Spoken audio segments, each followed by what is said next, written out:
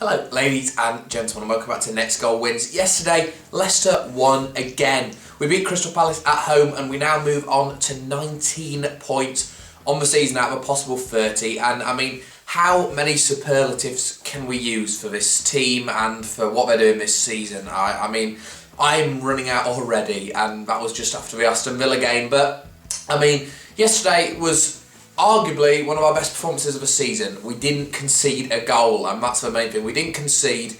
We kept our first clean sheet in the Premier League under Ranieri. Everyone had pizza. The Twitter account was going mental with pizzas flying in from all over the world, people having them. And obviously it was a running joke within the club and kind of with its fans that we hadn't kept a clean sheet. But now the fact that we have kept a clean sheet against what was a good Palace team on paper is really, really positive. And to get the win at the end of the day, not just keep a clean sheet and draw the game, but to get the win, again, thanks to who else but Jamie Vardy. I mean, to score in 7 straight Premier League games and 10 goals in 10 games this season is no mean feat at all. I mean, that's hard to do. I don't care who you are. You can see, obviously, you'll all have seen the illustrious list that he's joined of players who've done it, and kind of it just beggars belief that this is the same player who last year and he scored 5 goals and only really adapted to the Premier League halfway through the season. I mean, obviously, at the back end of the season, he was excellent and did a lot right for the. But for the first 6 months, he was kind of irrelevant, didn't really do too much, obviously, with the Man United game, but after that, he didn't score for a long, long time. And this season, he's just a different player. His finishing has come on leaps and bounds since Kevin Phillips left, which is a bit strange, obviously, our shooting coach. And Vardy's finishing's got better since he left, really. Yesterday's finish summed up to me kind of what Vardy's about this season. He was on the last man, ball was played into him, and he didn't shoot. That was the main thing. Last season, or seasons previous, when that ball came through our first time, he'd have shot straight away. And it's a mixture of a few things. Confidence is one, and the other is self-belief, and also knowing he can pull it off, if you know what I mean. I guess that is confidence as well, but he would have hit it first time, not tried the dink over the keeper and then slot it in the goal. That breeds purely from the fact that he'd scored in his previous 6 games, and also the fact that he was on at that point 9 goals in the Premier League season. He knew he could score. He said that he'd studied what happened last week with Payet when the goalkeeper went down easily, and that's the kind of things I wouldn't imagine Vardy doing last season. But this season, I feel like he's developed into this footballer who has a footballing brain. Isn't just kind of a headless chicken who runs around and can finish occasionally. He's a player who's got a brain, a footballing brain, and understands the game and studies it and knows what it takes to achieve. I mean, there's no one in the world of football, I think, at the moment who knows what it takes to achieve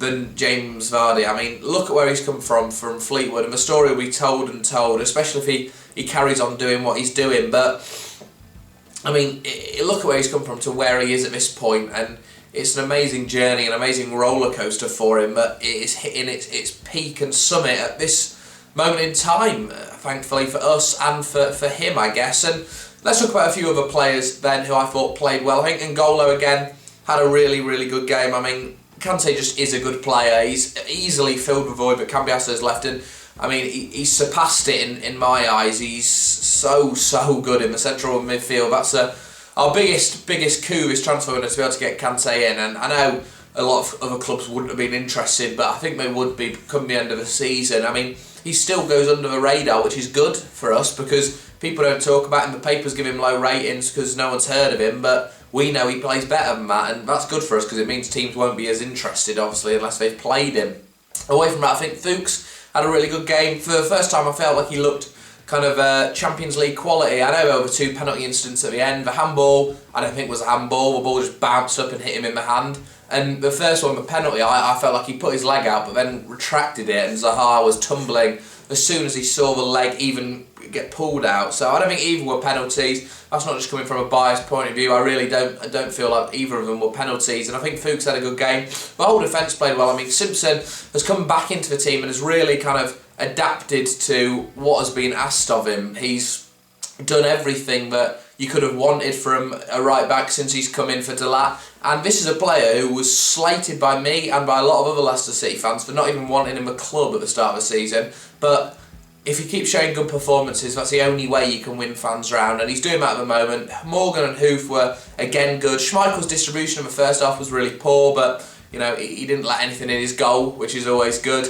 Drinkwater, I thought, had a good game. Riyad had a good game. I think everyone had really a good game. Okazaki was good when he came off the bench. Everyone just did what they needed to do and did enough, and we won the game. And I don't think anyone can really put into context this 19 points out of 30 games. I mean, we're halfway to a 40-point total, and it's not even November yet. We've only played 2 and a bit months of the season, and we're already in a position where we only need to double our points total for the rest of it to stay up. I mean, we're 15 points clear of Aston Villa. Just to think about that, when we played them, they could have gone above us pretty much if they'd have won, and we're now 15 points above them. I mean, it beggars belief. We're 4 points clear in 5th, and we don't look like a side who are going to lose. That's the thing. We don't look like a side who it's just a lucky run. We look like a side who are going to keep this going for the foreseeable future, in my eyes. We've got good players. That's the thing. It's not a fluke. We've got good players and we've got a good team, and that's what's making us win games.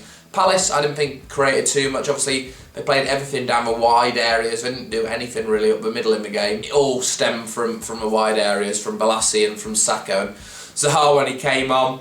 And I didn't think there was like special Palace. I didn't think they offered too much threat or danger to us as a football team, and obviously that's down somewhat to us playing well, but also I just don't think like Palace created too much. They missed a focal point up front. I mean, that's obviously an issue for them, not having a striker, and they even need to get one in January if they want to succeed, in my eyes. And then finally, let's talk about Pardew, who's an absolute knob on Match of the Day, saying to Lineker, "Oh, I waited for ages for him to shake my hand." We'll remember that when on tunnel cam at Leicester Ave, it's quite clear Pardew, as soon as the final whistle goes, walks down the tunnel and into his dressing room. There's no him waiting for a handshake. It's just a lie from him, from a Cockney. You can see it on tunnel cam. There's proof of him not doing it. So I mean, I don't know what Pardew's on about. He's just a petulant little Cockney child, isn't he? At the end of the day, he doesn't understand what's going on. He's just upset because they've lost and has acted out irrationally. But you know, Pardew, fair play to him. He let us get our first clean sheet of the season, so we will see you at Selhurst Park, Alan. We will see you at Selhurst Park. Let's talk about just quickly what happened in the game then. So first off, I didn't think it was too much of a brilliant game. Obviously we hit the post and kind of stuff like that happened, but not too much went on. And then in the second half, again, it wasn't like a rip-roaring game for a neutral, but it was absorbing as a fan. And 59th minute, obviously, Vardy got his goal. And from then on, I never really saw us conceding until those late penalty claims. We looked really comfortable on the ball and kind of keeping the ball. And there were a few moments in the first half where we just passed it around the back for a bit. And as a fan, I don't mind that. You can't lose a football game if you've got control of the ball.